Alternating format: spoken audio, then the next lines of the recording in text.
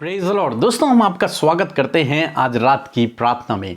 और आज मैं आपसे बात करना चाहता हूं दूसरा राजा उसके 4 अध्याय में हम लोग देखते हैं एक सुनेम वासी कुलीन स्त्री के बारे में, जहां पर कुछ इस प्रकार से हुआ कि जब एलीसा सुनेम नगर में जाते थे तो एक स्त्री ने उनसे विनती की, एलीसा से कहा कि एलीसा तुम हमारे यहाँ पर भोजन करो। और एलीसा ने उनके घर पर भोजन किया। फिर उस स्त्री ने और उसके हस्बैंड ने ये प्लान किया कि जब कभी एलीसा इस रास्ते से गुजरा करेगा तो वो हमारे घर में रुकेगा और हम उसके लिए एक कमरा बनाते हैं जिसमें एक बेड होगा, एक कुर्सी होगी, एक टेबल होगा, और जब कभी वो इस रास्ते से गुजरेगा तो वो हमारे यहाँ पर विश्राम करेगा। और उन दोनों ने उसके लिए एक कमरा बनाया।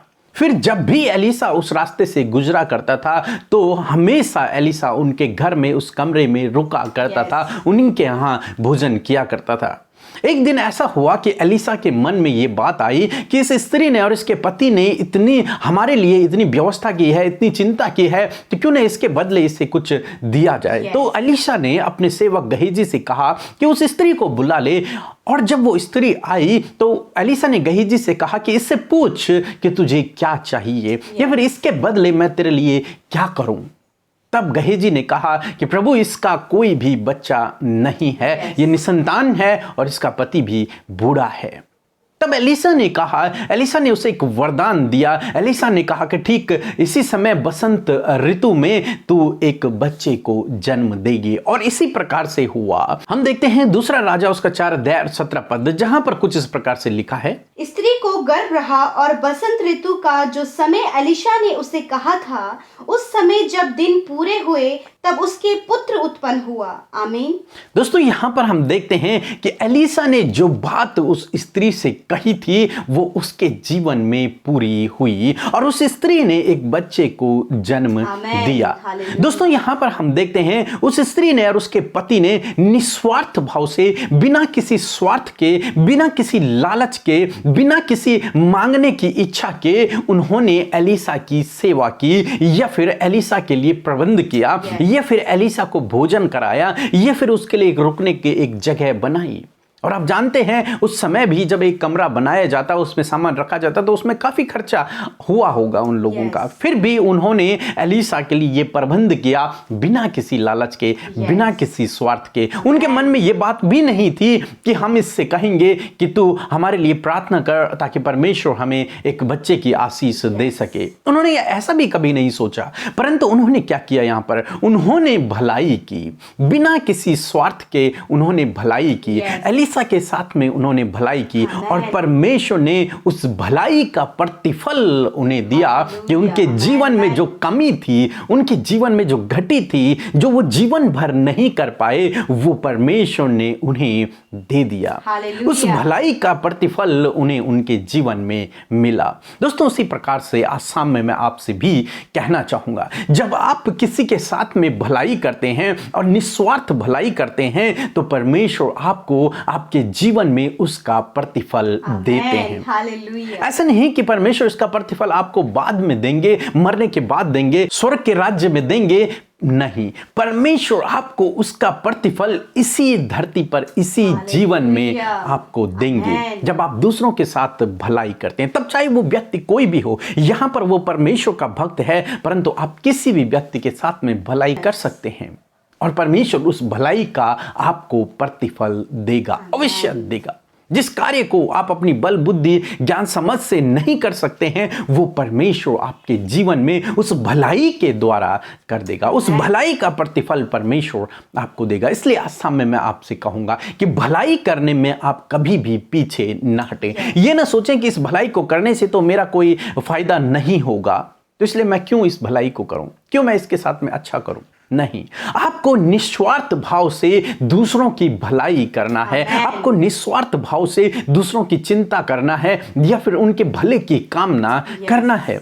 तब परमेश्वर आपके जीवन में उन आशीषों को देगा जो आप अपनी शक्ति सामर्थ्य से प्राप्त नहीं कर पा रहे हैं। मैं आपसे कहूंगा कि आप दूसरों की भलाई उनके लिए प्रार्थना करके भी कर सकते हैं। आप दूसरों के लिए प्रार्थना कीजिए, वही उनके लिए भलाई का कारण होगा और इसी प्रार्थना का उत्तर परमेश्वर आपके जीवन में भी देगा। यदि आप कर्ज में हैं तो आप दूसरे कर्ज वालों के लिए प्रार्थना कीजिए। दुनिया में बहुत सारे लोग जो कर्ज में दबे हुए हैं उनके लिए प्रार्थना कीजिए। यदि आप बीमार हैं तो आप दूसरे बीमारों के लिए प्रार्थना कीजिए। आपके परिवार में यदि दुख है, बीमारियां हैं, मुसीबतें हैं, समस्याएं हैं आपके जीवन में, तो आप दूसरे लोगों के लिए प्रार्थना कीजिए जो इसी प्रकार की समस्याओं से घिरे हुए हैं, आप उनके लिए प्रार्थना कीजिए। ये भी एक भलाई है और जब आप इस भलाई को करेंगे तो परमेश्वर इस भलाई का प्रतिफल आपके जीवन में देंगे। इसलिए दोस्तों, अपने जीवन में निस्वार्थ भाव से दूसरों की भलाई में लगे रहें। सो प्रभु आपको इस वचन के द्वारा बहुतायत से आशीष दे।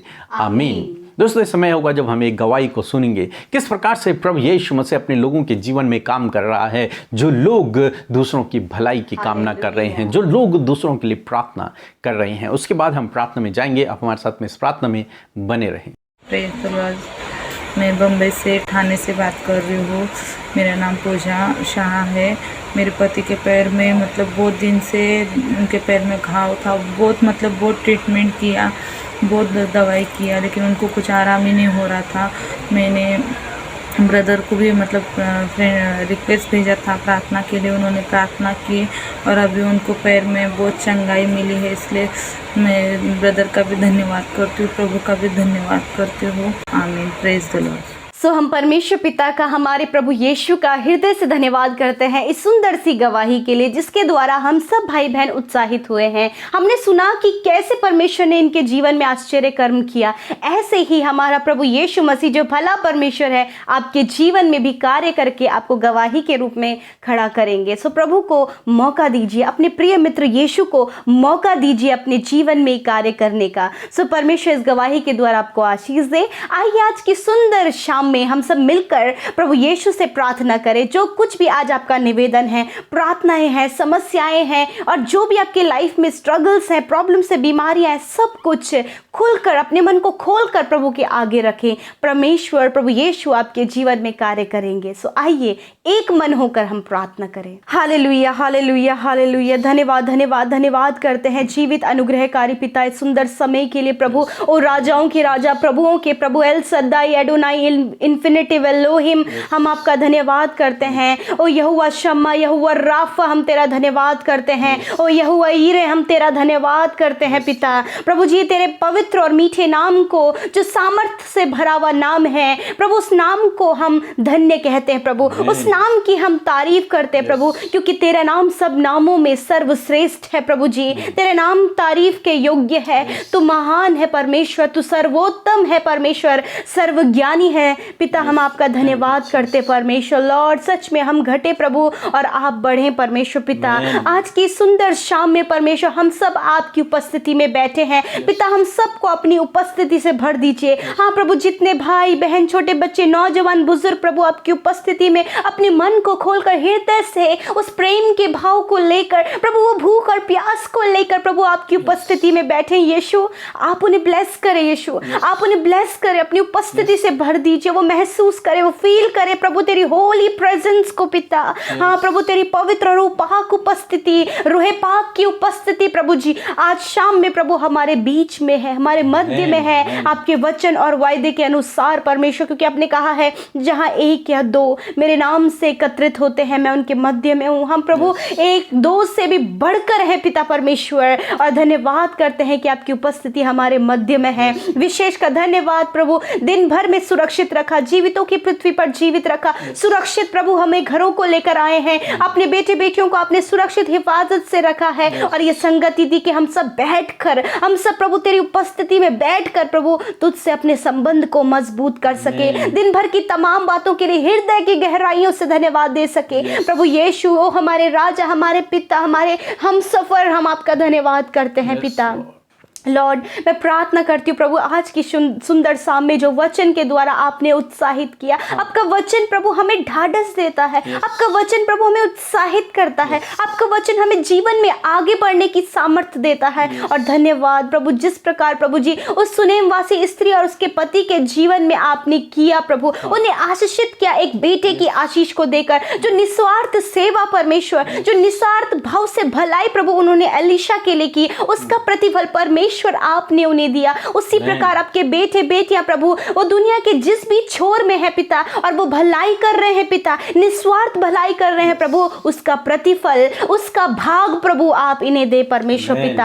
हाँ प्रभु जी, जो कुछ प्रभु ये करते हैं, जो भी भले के काम ये करते हैं, लोगों के लिए विनती करते हैं, लोगों के लिए प्रार्थना करते हैं, उनके लिए प्रभु उनकी सुधि लेते हैं, उनकी गरीबी के अवस्था में, उनकी बीमारी के अवस्था में उनकी सुधि लेते हैं, उनके प्रति भलाई को दिखाते हैं। यीशु इसका प्रतिफल हाँ परमेश्वर पिता, जैसे कि उस स्त्री के जीवन में किया, उनके हस्बैंड के जीवन में किया, ऐसे ही परमेश्वर प्रभु आप इन भाई इन बहनों के जीवन में करें प्रभु, जो भलाई निस्वार्थ कर रहे हैं पिता, आप उन पर अपने दया की दृष्टि करें, उन्हें प्रतिफल दे प्रभु यीशु मसीह। प्रभु धन्यवाद करते हैं पिता।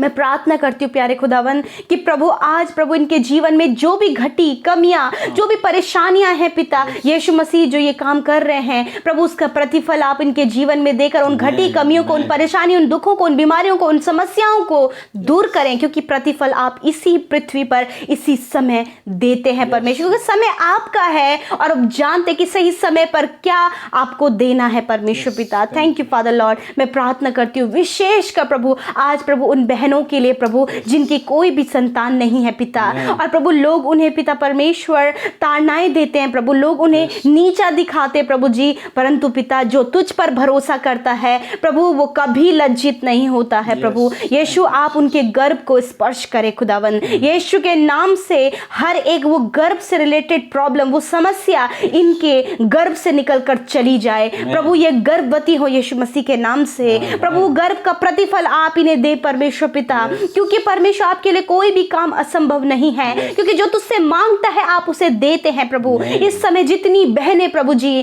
जितने भाई प्रभु अपने संतान के लिए मांग रहे हैं, यीशु के नाम से प्रभु आप उन्हें संतान की आशीष दे प्रभु जी, जो उनके लिए असंभव है, परंतु पिता आप प्रार्थना का उत्तर देते हैं, जो आपसे मांगते हैं उन्हें देते हैं, यीशु के नाम से आप उन्हें दे परमेश्वर प्रभु। धन्यवाद धन्यवाद धन्यवाद कि आपने उन्हें दे दिया है प्रभु, जो कई सालों से परमेश्वर पिता प्रभु अपनी बीमारियों में ग्रसित हैं, पीड़ाओं में है, दर्द में है, कई समस्या से ग्रसित है प्रभु। यीशु के नाम से प्रभु आज की शाम में आप उन्हें चंगा करें, आज की शाम में उनकी बीमारियां चली जाएं, आज के सुंदर समय में प्रभु उनके शरीर का हर एक रोग, हर एक दर्द निकल कर चला जाए प्रभु। सर के बालों से लेकर पैर के नाखून तक का हर एक रोग, हर एक बीमारी चली जाए यीशु के नाम से, हर एक दर्द चला जाए यीशु के नाम से प्रभु जी। पेट का दर्द, सर का दर्द, हाथों का दर्द, पैरों का दर्द, हड्डियों का दर्द, मांसपेशियों का और नसों का दर्द यीशु के नाम से चला जाए प्रभु। हर प्रकार का दर्द, हर प्रकार की बीमारी नष्ट हो यीशु के नाम से। धन्यवाद प्रभु जी।